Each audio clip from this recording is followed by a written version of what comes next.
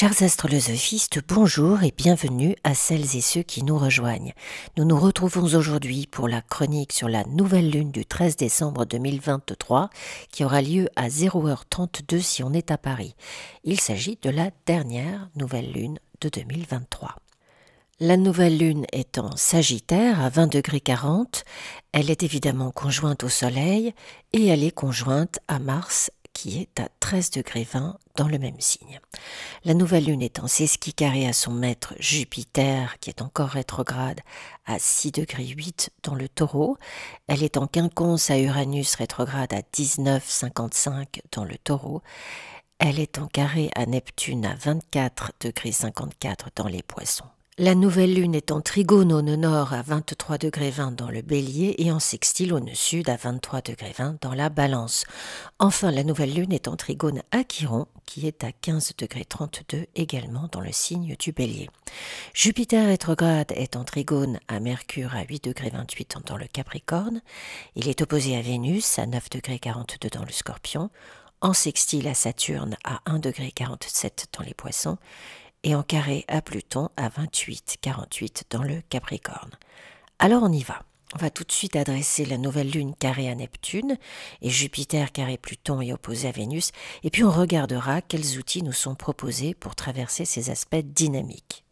Vous le savez, les carrés et les oppositions sont les principes actifs qui nous invitent à changer nos habitudes, nos comportements qui provoquent des complications ou les augmentent.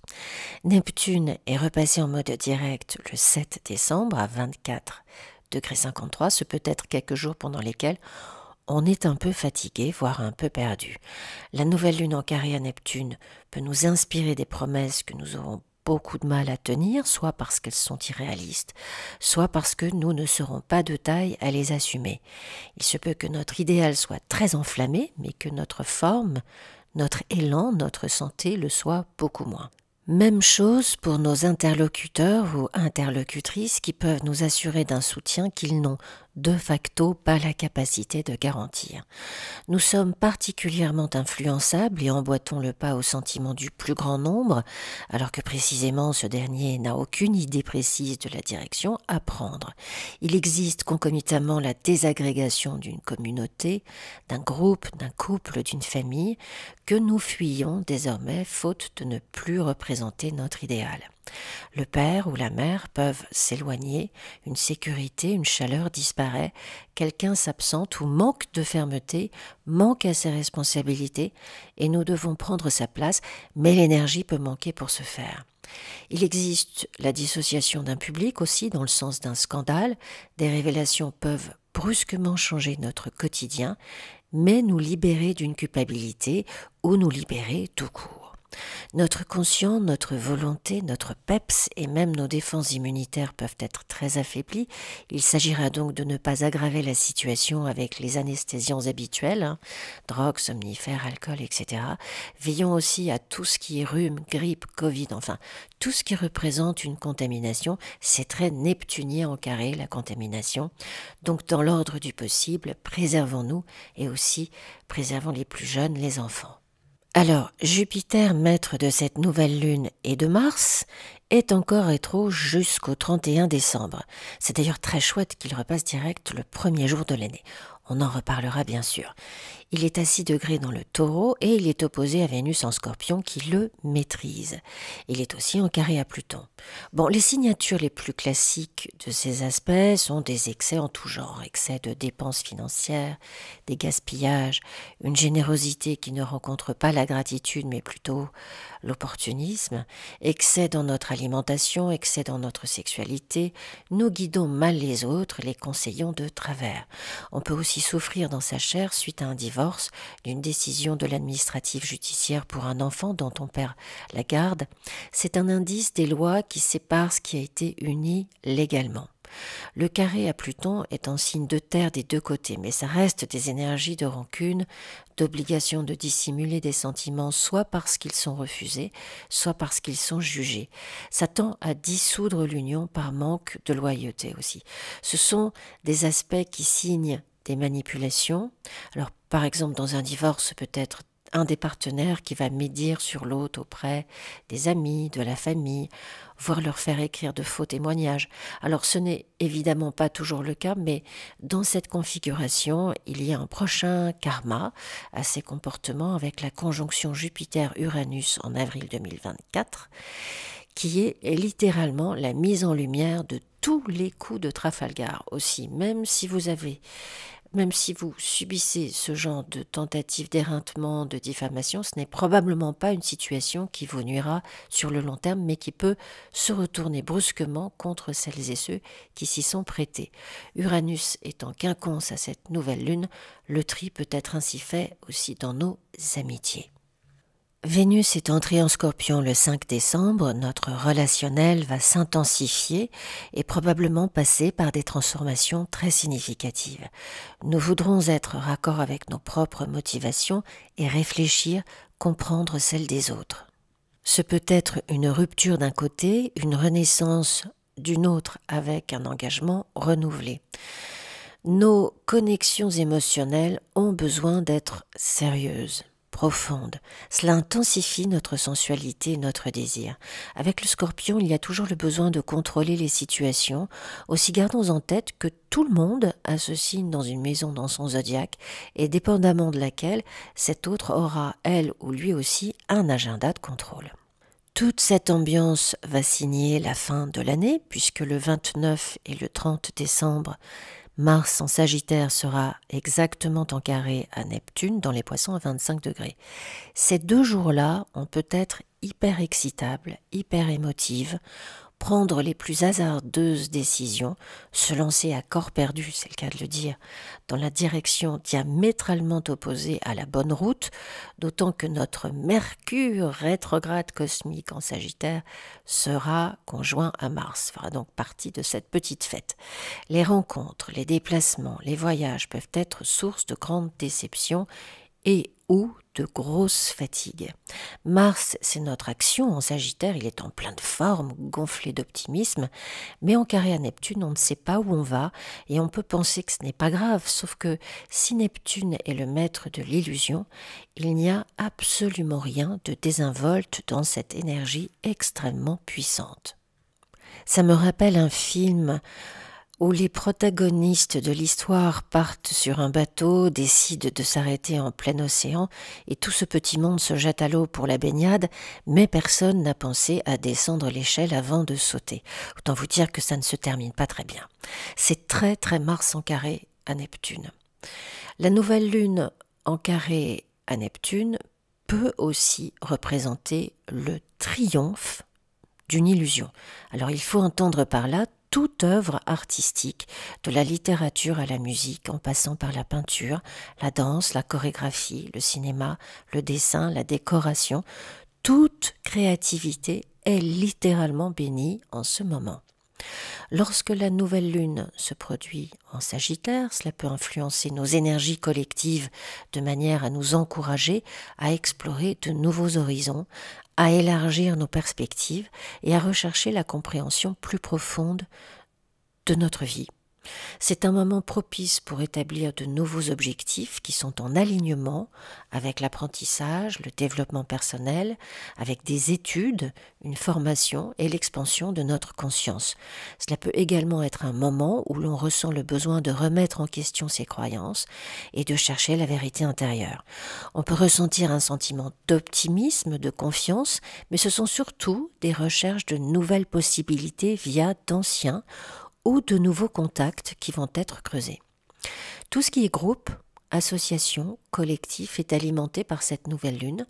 Alors c'est pas le collectif uranien où tout le monde a la parole, il existe de la hiérarchie dans le groupe jupitérien. Aussi, si vous avez besoin d'une aide financière, de l'appui d'un ou d'une élue, de passer devant un jury, c'est un bon moment pour bénéficier de ce genre de soutien. La nouvelle lune en Sagittaire, en Trigone au nœud nord et à Chiron en Bélier, nous rend très attentive à notre développement sur le long terme. On est capable d'écouter et d'honorer notre créativité et notre intuition sur le chemin de notre raison d'être ici. Nous pouvons faire l'expérience de flash, de compréhension fulgurante sur des situations passées qui éclairent le nouveau mode operandi à mettre en place désormais. On se questionne sur son propre comportement dans la relation que nous avons aux autres. Nous nous questionnons sur l'efficacité, le bon sens de notre réactivité et de nos réponses psychologiques quant à nos expériences de vie. Nous pouvons avoir l'occasion de nous reconnecter au passé, revisiter certains événements de notre enfance, des problèmes familiaux et émerger de ces réflexions en pouvant mettre en place des changements qui nous libèrent de ces blessures. L'isolement qui peut être encore le nôtre pendant cette période nous permet une guérison plus profonde. Nos relations avec notre mère ou quelqu'un qui a cette figure pour nous passent aussi par un éclairage qui nous permet d'être plus en phase avec nos besoins et ce qui nous nourrit.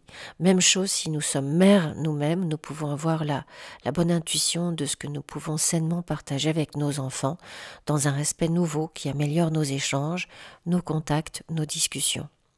Chiron, qui était rétrograde depuis le 24 juillet, reprend son mode direct lors de la pleine lune en Cancer le 27 décembre à 15,27 dans le Bélier. C'est une lumière sur notre guérison, sur notre part de responsabilité dans un épisode difficile de notre vie. Je ne parle pas de faute, tâchons de sortir de la culpabilité du tribunal interne. Je parle de la responsabilité de certaines de nos décisions, de nos comportements et des conséquences de ces actions. Par exemple, si je fume une cigarette, je blesse ma bouche, ma trachée, mes poumons, etc. Je suis donc responsable de cette action. Chiron rétro en Bélier aide à réaliser ces mécaniques, à en comprendre la raison, et Chiron direct aide à s'en débarrasser. À noter dans nos agendas qu'en février, Chiron sera exactement conjoint au nœud nord, ce qui n'est pas une anecdote, il s'agit de notre raison d'être vivante, avoir l'audace et le courage d'être dans son chemin de vie, dans toute sa lumière. Alors, à quoi correspond cette nouvelle lune selon votre signe astral? Alors, si vous êtes Bélier ou ascendant Bélier, il existe la possibilité d'une confusion ou d'une illusion concernant votre identité personnelle.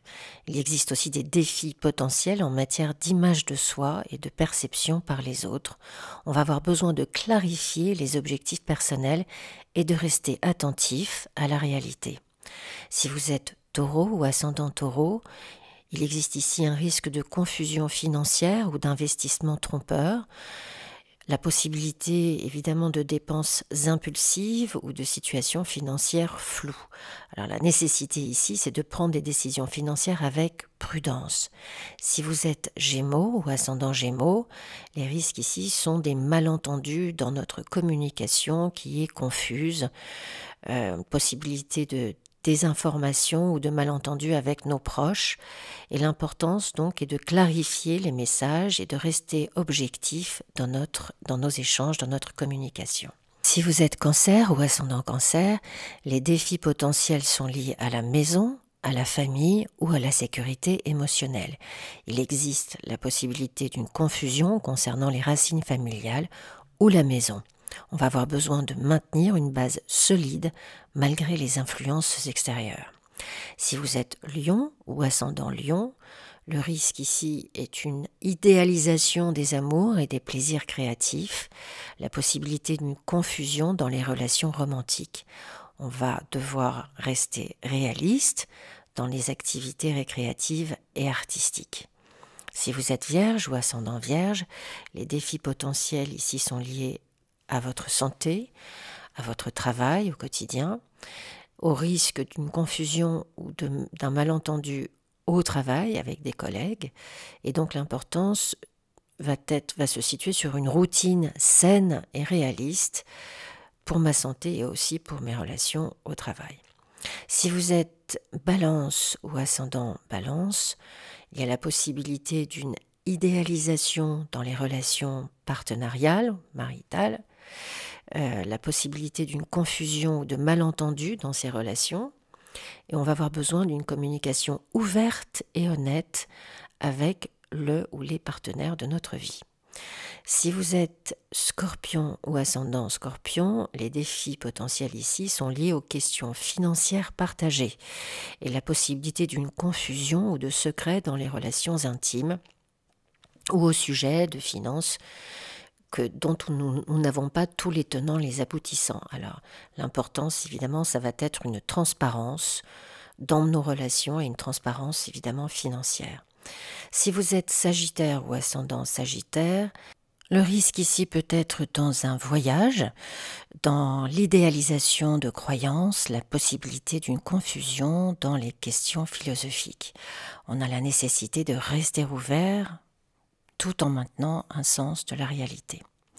Si vous êtes Capricorne ou ascendant Capricorne, le défi potentiel va se situer dans notre carrière, dans notre statut social, où il existe un risque de confusion ou de malentendu dans notre vie professionnelle. On a besoin de rester concentré sur nos objectifs professionnels et de rester bien évidemment le plus réaliste possible. Si vous êtes Verseau ou ascendant Verseau, là, le risque, ça va être une idéalisation de nos amitiés et de nos aspirations sociales. Et la confusion va se poser plutôt dans nos cercles sociaux. Choisissons donc bien nos amis. Si vous êtes Poisson ou ascendant Poisson, les défis potentiels ici sont liés à la spiritualité et à l'inconscient. Il existe un risque de confusion ou de désorientation intérieure. On va avoir besoin de maintenir une connexion spirituelle tout en restant conscient de la réalité quotidienne. Voilà, chers astrolosophistes, cette chronique est à présent terminée. Si vous voulez une analyse personnelle de l'influence de ces transits sur votre thème pour l'année 2024, je vous attends à l'adresse qui s'affiche à l'écran, astrolosophicafé@gmail.com. Je vous souhaite une magnifique nouvelle lune, un joyeux et chaleureux Noël, et à toutes celles et ceux qui n'ont plus leurs parents, je vous envoie toute ma tendresse. Prenez bien soin de l'être absolument précieux que vous êtes. Entourez-vous de belles choses, vous les méritez. Je vous dis à très bientôt sur Astrolosophie.